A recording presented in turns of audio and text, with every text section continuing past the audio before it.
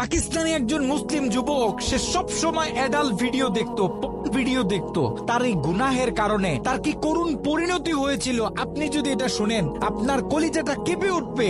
আপনি আপনার নিজেকে ধরে রাখতে পারবেন না। ওই যুবক অ্যাডাল্ট ভিডিওর প্রতি এত পরিমাণে অ্যাডিক্টেড ছিল, সে অ্যাডাল্ট ভিডিও দেখার জন্য বড় একটা অ্যাডাল্ট সাইট থেকে অনেক টাকা খরচ করে সে লাইফ টাইমের সাবস্ক্রিপশন কিনেছিল এবং সেই ওয়েবসাইটের অ্যাক্সেস সে তার নিজের বন্ধু বান্ধবকেও দিয়েছিল। সে তার সকল বন্ধু বান্ধবকে নিয়ে অ্যাডাল্ট ভিডিও দেখতো। ঘটনাক্রমে একদিন যুবক ভয়ঙ্কর গাড়ি অ্যাক্সিডেন্ট করে মৃত্যুবরণ করলো। তার লাশটা যখন বাড়িতে নিয়ে আসা হলো, এলাকার মানুষ তার লাশ দেখতেছে। অনেকে বলতেছে এই ছেলে তো নামাজ পড়তো, এই ছেলে তো রোজা রাখতো, এই ছেলেটা ভালো ছিল। কিন্তু তার ভিতরে এত ভয়ঙ্কর একটা গুনাহ যে ছিল, এটা তার বন্ধু বান্ধব ছাড়া অন্য কেউ জানতো না।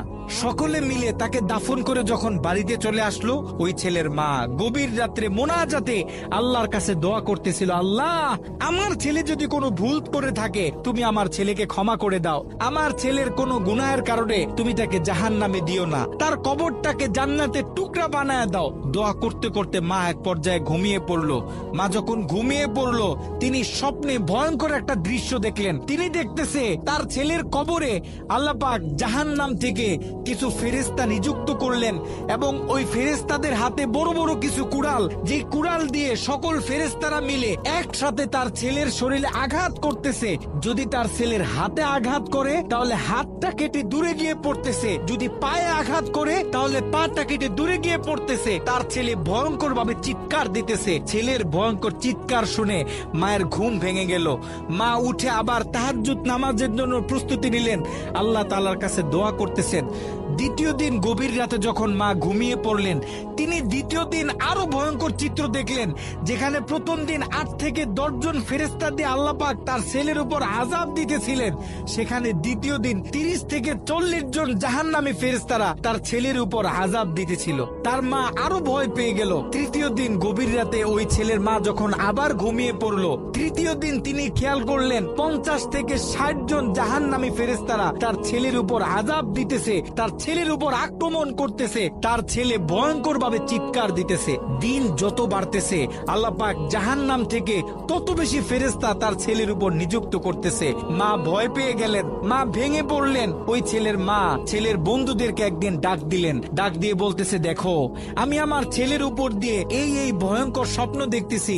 তোমরা যাও কোনো আলেমের কাছে জিজ্ঞাসা করো যে কেন আমার ছেলের সাথে এমন হচ্ছে। ওই ছেলের বন্ধুরা মিলে পাশের বড় একটা মাদ্রাসায় চলে গেল। ওই মাদ্রাসায় ছিল একজন শাইখুল হাদিস। তার কাছে গিয়ে যখন পুরো স্বপ্নটা ব্যাখ্যা করা হলো, শাইখুল হাদিস স্বপ্নটা শুনে তিনি থরথর করে কাঁপতেছিলেন। শাইখুল হাদিস ওই ছেলের বন্ধুদেরকে জিজ্ঞাসা করতেছে, তোমাদের বন্ধু দুনিয়াতে থাকা অবস্থায় এমন কি কোনো গুনাহ করত যেই গুনাহ তার মৃত্যুর পরে এখন অন্য মানুষ করতেছে? তখন ওই ছেলের বন্ধুগুলো মাথাটা নিচের দিকে আসামির মতো দিয়ে চোখের পানি ছেড়ে বলতেছে, হ্যাঁ, আমাদের বন্ধু এমন একটা গুনাহ করত যেই গুনাহটা সে পৃথিবী থেকে চলে যাওয়ার পরেও এখন আমরা করতেছি, আমাদের থেকে অন্য মানুষেরা করতেছে, তাদের থেকে অন্য মানুষেরা করতেছে। আমাদের বন্ধু অ্যাডাল্ট ভিডিও দেখতো, সে একটা সাইট থেকে সাবস্ক্রিপশন কিনেছিল, সেই মেল পাসওয়ার্ড আমাদেরকে দিয়েছিল, আমরা আমাদের বন্ধুদেরকে দিয়েছি, তারা তাদের বন্ধুদেরকে দিয়েছে। এরকম করে এটা আস্তে আস্তে ছড়িয়ে পড়তেছে। ওই আলেম বলতেছে, শোনো, তার এই গুনাহ পৃথিবীতে যত মানুষ করবে, দৈনিক যত মানুষ এই গুনাহের সাথে লিপ্ত হবে, আল্লাহ পাক জাহান্নামের তত বেশি ফেরেশতা তোমাদের বন্ধুর উপর আযাব দেওয়ার জন্য নিযুক্ত করে দিবেন। নাউজুবিল্লাহ। যত সম্ভব পারো তোমরা এই ওয়েবসাইটের অ্যাক্সেসটা বন্ধ করার চেষ্টা করো।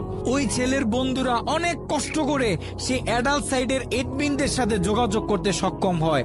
তারা সেই এডমিনদেরকে জানায়, এই অ্যাকাউন্টের যে মালিক সে গত কয়েকদিন আগে মারা গেছে, আমরা চাই এই অ্যাকাউন্টটা চিরদিনের জন্য বন্ধ করে দেয়া হোক। কিন্তু সেই এডমিন প্যানেল থেকে সেই ছেলের বন্ধুদেরকে জানানো হলো যে এটা কশ্চিন কালেও সম্ভব না, কারণ আমাদের থেকে যারা লাইফ টাইম সাবস্ক্রিপশন নেয় তারা হচ্ছে আমাদের প্রিমিয়াম কাস্টমার। আমরা তাদেরকে হাই সিকিউরিটি দিয়ে থাকি। তারা যখন আমাদের থেকে কোনো প্যাকেজ নেয়, আমাদের থেকে কোনো অ্যাকাউন্ট নেয়, আমরা তখন তাদেরকে মেইল দিই, পাসওয়ার্ড দিই এবং আমরা তাদের হাতের ফিঙ্গার নিয়ে থাকি। আপনারা হয়তোবা তার অ্যাকাউন্টের মেইল পাসওয়ার্ড দিতে পারবেন, কিন্তু তার হাতের ফিঙ্গার তো আর আপনারা দিতে পারবেন না। তার হাতের ফিঙ্গার যদি ম্যাচ না করে তাহলে আমরা এই অ্যাকাউন্ট অফ করতে পারবো না। নাউজুবিল্লাহ। একটু চিন্তা করে দেখেন, ওই ছেলের রেখে যাওয়া অ্যাকাউন্ট থেকে যত মানুষ খারাপ কাজে লিপ্ত হবে, যত মানুষ পর্ন ভিডিও দেখবে, তত গুনাহ তার আমল নামায় যেতে থাকবে। একটু ঠান্ডা মাথায় চিন্তা করেন, আপনি আর আমি আমাদের সোশ্যাল মিডিয়া অ্যাকাউন্টগুলো কিভাবে ব্যবহার করতেছি। আমরা তো আমাদের ফেসবুকে কত ছবি শেয়ার করি, কত মুভি ক্লিপ শেয়ার করে থাকি, কত গান বাজনা শেয়ার করি। আপনার আমার মৃত্যুর পরে এগুলো তো আর কেউ কাটতে পারবে না। যত লক্ষ মানুষ আপনার আমার মৃত্যুর পরে এই ভিডিও দেখবে, আপনার আমার অ্যাকাউন্টে রেখে যাওয়া ভিডিও যত মানুষ দেখবে, আপনার আমার কবরে তত কঠিন কঠিন আযাব দেয়া হবে। আপনি আর আমি জীবিত থাকা অবস্থায় যদি আমাদের ফেসবুক অ্যাকাউন্টে ইসলামিক ভিডিও শেয়ার করি, একটা কোরআনের তেলাওয়াত শেয়ার করি, একটা হাদিস শেয়ার করি, ইসলামিক কোনো ডকুমেন্টারি শেয়ার করি, তাহলে আপনার আমার মৃত্যুর পরে এই অ্যাকাউন্ট থেকে যত মানুষ এই ভিডিওগুলো দেখবে, আমরা কবর থেকে তত বেশি সওয়াব পাইতে থাকবো। এ কারণে আমরা পৃথিবীতে থাকতে যত কাজ করব, সব কাজ যেন আমরা চিন্তা ভাবনা করে তারপরে করি। এমন কোনো কাজ করব না যে কাজ আমার মৃত্যুর পরে আমার কবরে আযাব বাড়িয়ে দিবে।